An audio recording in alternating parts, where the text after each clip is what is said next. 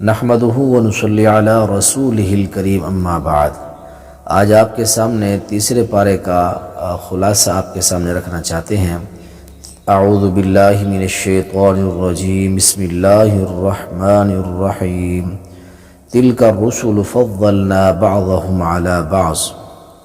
قرآن پاک کا یہ تیسرا پارہ ہے اور سورہ بقرہ جاری ہے۔ اس تیسرے پارے کے آغاز کے اندر اللہ تعالیٰ نے رسول ان کے مختلف مراتب بیان فرمائے ہیں۔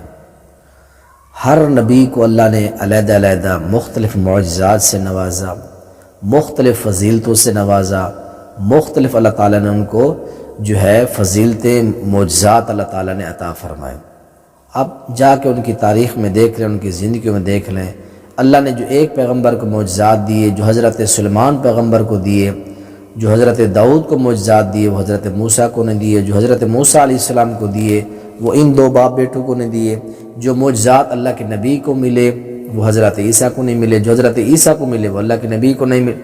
یعنی کہ ہر پیغمبر کو معجزات، مراتب، فضائل، مناقب اللہ نے مختلف دیے ہیں۔ فضلنا بعضهم علی بعض۔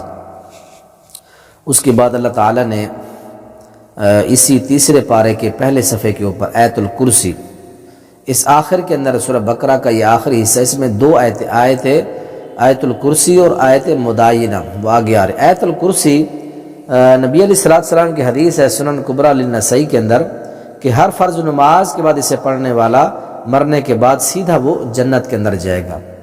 اور اسی طرح دوسری حدیث ہے صحیح البخاری کے اندر 23-11 نمبر پر اللہ کے نبی نے علیہ السلام نے حضرت ابو ہریرہ رضی اللہ تعالیٰ عنہ کو صدقے کی کھجوروں کے اوپر نگران مقرر فرمایا۔ ایک آدمی آیا تو اس نے بوری وغیرہ اٹھائی تھی، آ کے وہ کھجوریں بھرنے لگا، آپ نے پکڑ لیا، اس نے منت سماجت کی، بچے ہیں بہت زیادہ، میرے اوپر اخراجات ہیں بال بچوں کے، میں غریب ہوں فلاں، تو آپ نے رحم دل تھے، صحابہ رحماء صحابہ تھے، چھوڑ دیا، اللہ کے نبی کو بتایا تو آپ نے فرمایا وہ دوبارہ رات کو آئے گا۔ وہ دوبارہ آیا تو پھر وہ اس نے منت سماجت کی تو حضرت ابو ہریرہ نے پھر چھوڑ دیا، اللہ کے نبی کو بتایا، آپ نے فرمایا تیسری رات پھر آئے گا۔ وہ آیا، آپ نے پکڑا، آپ نے فرمایا آپ تو میں اللہ کے نبی کے پاس لے کے جاؤں گا آپ کو۔ تو اس نے کہا میں آپ کو ایسے کلمات بتاتا ہوں جو آپ کو فائدہ پہنچائیں گے۔ جب آپ روز سونے لگے، رات کو بستر پر لیٹنے لگے تو آیت الکرسی پڑھ لیا کرو، اللہ کی طرف سے ایک نگران تم پر مقرر ہو جائے گا اور شیطان تمہارے مال کے قریب نہیں آئے گا۔ اللہ کے نبی کو جا کے واقعہ بتایا، آپ نے فرمایا جانتے ہو کون ہے؟ فرمایا وہ شیطان تھا، بندہ تو وہ تھا تو وہ جھوٹا، لیکن وہ تھا شیطان، لیکن اس نے بات اچھی کی ہے۔ اس کے بعد اس صفحے کے آخر میں ہے کہ اللہ ولی الذین آمنوا یخرجوا من النور الی الظلمات، فرمایا کہ توحید نور ہے، شرک یہ ظلمت ہے۔ اور اس کے بعد منکرین توحید سے حضرت ابراہیم علیہ السلام کا مناظرہ ہوا۔ الم تر الی الذی حاج ابراہیم فی ربہ، حضرت ابراہیم علیہ السلام کا نمرود سے مناظرہ ہوا، نمرود کو شکست فاش ہوئی، لیکن اس کے باوجود بھی وہ ایمان نہیں لایا۔ اور پھر آگے فرمایا او کالذی مر علی قریۃ وہی خاویۃ، بعث بعد الموت کے دلائل ہیں، مرنے کے بعد دوبارہ زندہ کیے جانے کے دلائل ہیں۔ حضرت عزیر علیہ السلام یروشلم یعنی بیت المقدس سے گزرے تو وہ علاقہ جو تھا بخت نصر بادشاہ نے سارا تہس نہس کر دیا تھا۔ تو آپ نے کہا کہ یہ کب دوبارہ زندہ ہوگا، کیا یہ بنے گا، لوگ آباد ہوں گے، کیا ہوگا؟ تو اللہ نے آپ کو وہیں فوت کر دیا۔ تو 100 سال کے بعد پھر زندہ کیا۔ آپ کا گدھا جو سواری تھی اس کی ہڈیاں سفید ہو چکی تھیں، مر چکا تھا، ختم، لیکن آپ کا جو کھانا تھا طعامی کا و شرابی کا لم یتسنہ، وہ بدبودار نہیں ہوا تھا، بد ذائقہ نہیں ہوتا، بالکل تازہ فریش پڑا تھا۔ تو اللہ تعالیٰ کی جب یہ قدرت کی حکمت کی یہ دلیل دیکھی، یہ واقعہ دیکھا تو کہہ اٹھے کہ قال اعلم ان اللہ علی کل شیء قدیر، اللہ میں جانتا ہوں بے شک تو ہر چیز پر قدرت رکھتا ہے۔ حضرت ابراہیم پیغمبر نے کہا اللہ میں دیکھنا چاہتا ہوں کہ تو زندہ مردہ کیسے کرتا ہے۔ تو اللہ نے فرمایا 4 پرندے پکڑو، ان کو کاٹو، مختلف پہاڑوں پر رکھو، بلاؤ، وہ آپ کے پاس دوڑتے ہوئے آئیں گے۔ اسی طرح ہوا۔ تو انہوں نے بھی کہا کہ وَاعْلَمْ أَنَّ اللَّهَ عَزِيزٌ حَكِيمٌ، اللہ تو سب پر غالب ہے، قوت والا ہے۔ اس کے بعد اگلے صفحے کے اوپر مَثَلُ الَّذِينَ يُنْفِقُونَ أَمْوَالًا فِي سَبِيلِ اللَّهِ، اللہ کے راستے میں خرچ کرنے کی ترغیب دی گئی ہے کہ جب اللہ کے راہ میں خرچ کرو تو سمجھو کہ ایک خیر کا پودا لگایا ہے، جیسے ایک دانہ ڈالتے ہو ایک بالی سے 100 دانے نکلتے ہیں۔ اللہ تمہارے اجر کو ثواب کو اللہ تعالیٰ بڑھاتا جاتا ہے۔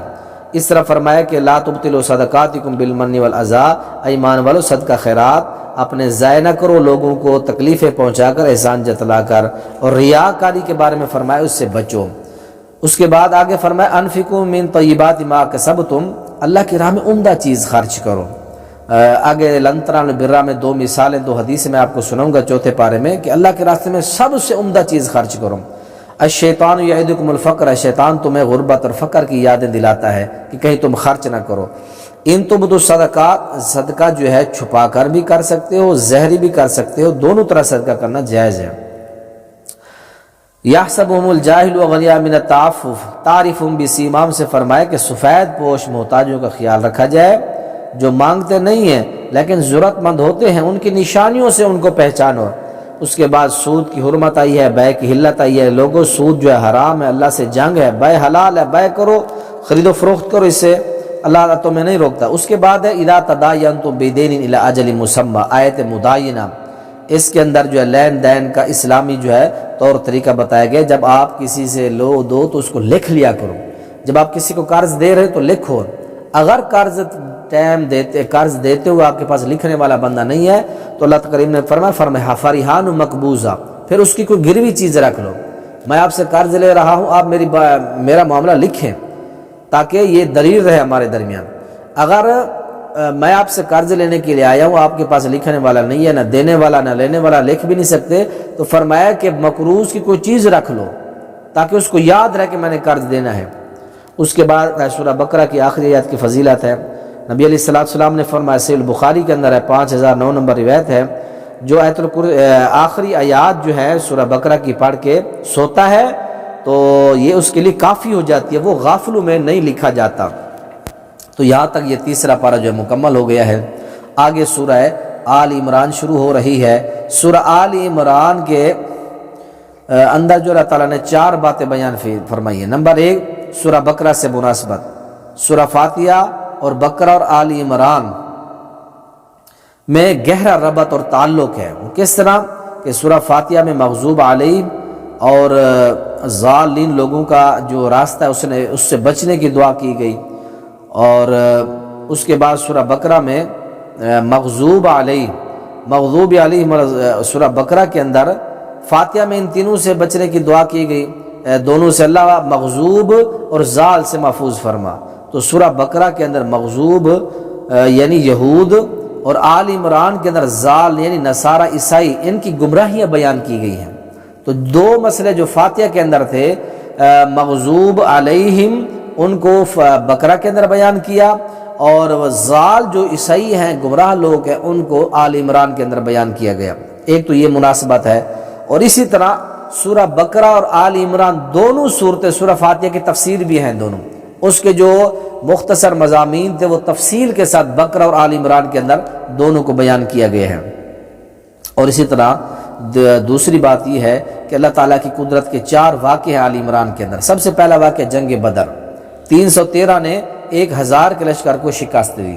نمبر 2، حضرت مریم کے ہاں بے موسم پھل، یہ بہت بڑی اللہ کی قدرت تھی کہ بند کمرے میں بے موسم پھل آ گئے۔